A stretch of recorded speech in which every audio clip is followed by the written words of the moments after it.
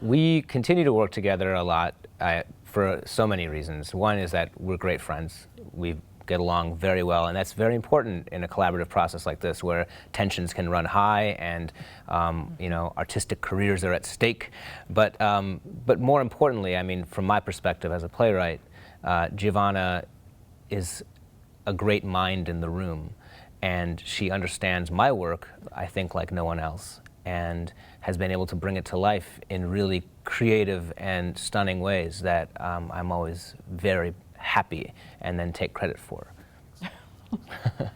It's true. I think we work so well together because I think he's a masterful storyteller. So I feel whenever I get one of his plays, I feel blessed and I feel lucky and I feel a little scared because there are always parts of his writing that are mysterious and that I don't quite understand, but that have a powerful emotional impact or that affect me in ways. And so one of the things I love about working with Rajiv is I can say to him, I don't get this section.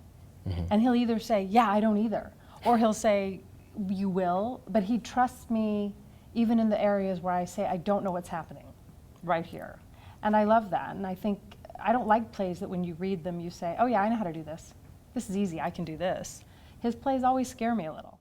Sometimes I would say, I mean, do we usually meet before rehearsal? I mean, we usually do, right? We usually talk about it. We talk on the phone. I mean, it's generally about like hearing it aloud. I think is really for us. Hearing it aloud is a big step for us, and Giovanna will come in and with her questions, and usually I think her questions and mine are the same, or they're pretty close, and then the deeper we get into the process, the more that our questions might shift from each other.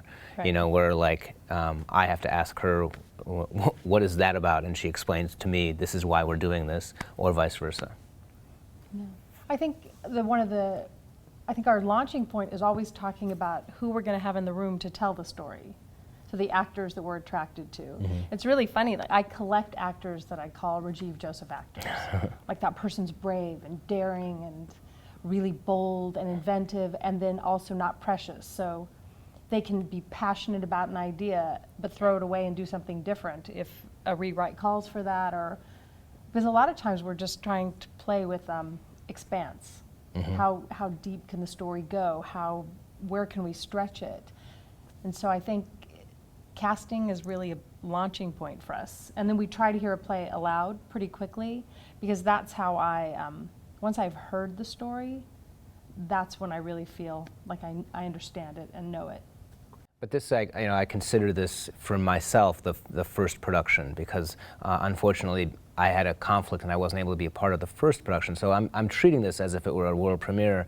So I'm in the room and I'm rewriting, I'm writing new scenes for the actors on a daily basis right now in this first week of rehearsals.